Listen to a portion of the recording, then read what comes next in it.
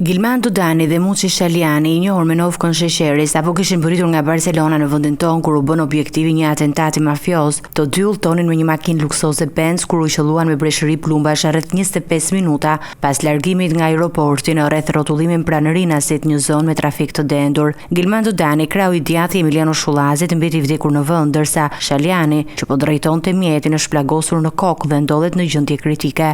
Sipas hetimeve paraprake, atentatorët përdorën një mjet të tip Toyota me targa greke dhe kanë ndjekur viktimën që nga aeroporti. Kur arritën pranë rrethit të Rinasit, ata hapën zjarr me Kalashnikov drejt të makinës së Benzit. Njëri prej tyre, i maskuar dhe me kapele, ju afrua dhe më pas automjetit dhe e qelloi me pistolet disa herë për të siguruar vrasjen e Danit. Pas atentatit, autorët u larguan me shpejtësi drejt fushkrujës dhe ndaluan në fshatin Halil, kudo që në automjetin e përdorur në sulm pra një proj në zonë të pyllëzuar. Brenda makinës së djegur janë gjetur 4 armë që dyshohet se janë përdorur në atentat. Distanca mes vendit të ngjarjes dhe fshatit Halil është vetëm 14 kilometra dhe tregon profesionalizmin dhe planin e qartë të atentatorëve. Pamjet nga vendi i ngjarjes tregojnë një makinë të shkatruar nga plumbat, duke depërtuar deri tek xhamat e një hoteli aty pranë. Policia ka thyer xhamin e makinës për të nxjerrë Shalianin dhe trupin e Danit. Makina rezulton në pronësi të Elvis Kosovës, i njohur si visi grave. Pista kryesore e hetimeve lidhet me aktivitetin kriminal të Danit. Ai kishte një histori të gjatë me ngjarje kriminale që nga viti 2006 dhe i ka shpëtuar më parë 2 atentateve, një në 2011 dhe një tjetër në 2015. Në tetor 2024, Dani u lirua nga burgu pas një vendimi për liri me kusht, pasi kreu pjesën më të madhe të dënimit prej 12 vitesh për gjobvënje.